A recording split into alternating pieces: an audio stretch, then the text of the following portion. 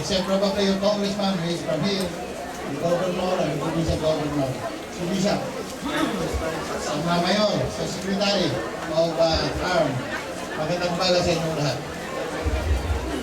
Nung inimbita ako ng regional governor nyo to join him in this activity, hindi na ako nagdalawang isip because I know this is a joint activity of the stakeholders to achieve the objective of bayanihan. Alam ko kasama yung mga kasunduluhan nyo rito headed by Colonel Galvez, the Brigade Commander of Army Corps.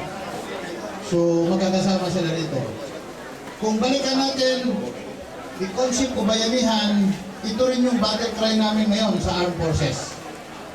Pag sinabi natin bayanihan, yung Armed Forces is represented by the Army here, and the Navy, and the Air Force of course, in this place.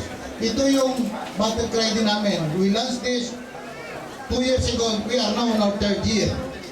To be honest with you, walang framework agreement kung hindi kami nagbayanihan in Central Mindanao.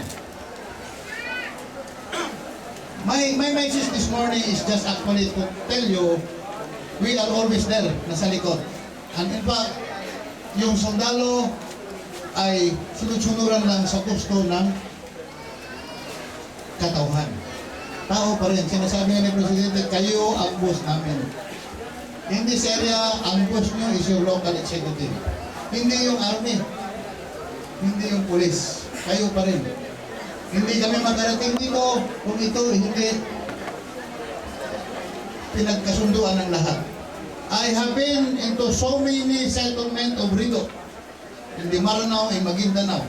Ang dami ko na napuntahan.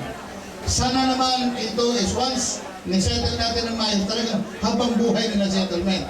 Huwag naman yung pag nakita tayo dyan sa terminal, dali lang din tayo.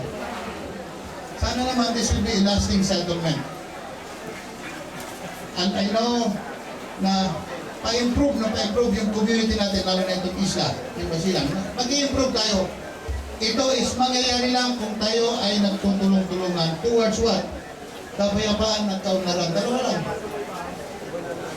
We put our hands together because ang battle cry namin sa Armed Forces, if we continue to create unfriendly communities to the terrorists, to the kidnappers, to the lawless elements, walang gulo ang lugar. And we learn to respect the rule of law. Kaya sabi ko, I encourage, hopefully our forces here in Tabuan Lasa, ang sinasabi nga nila, what kung nagbarilan ulit yan, sino mag-settle? Diba? Yung usually nangyayari, sino mag-settle? Minsan yung nag-settle, hinto na eh. Nagsawa na sa kasi settle, babalik pa rin eh. Kaya nga, when I was Brigade Commander and Division Commander, if I usually attend settlement like this, ang kalaban nyo is Armed Forces of the Philippines na. Para yung i-implement na yung batas yan. Diba? So, nandyan kami sa likod palagi. Ang ibig ko sabihin, let's work together.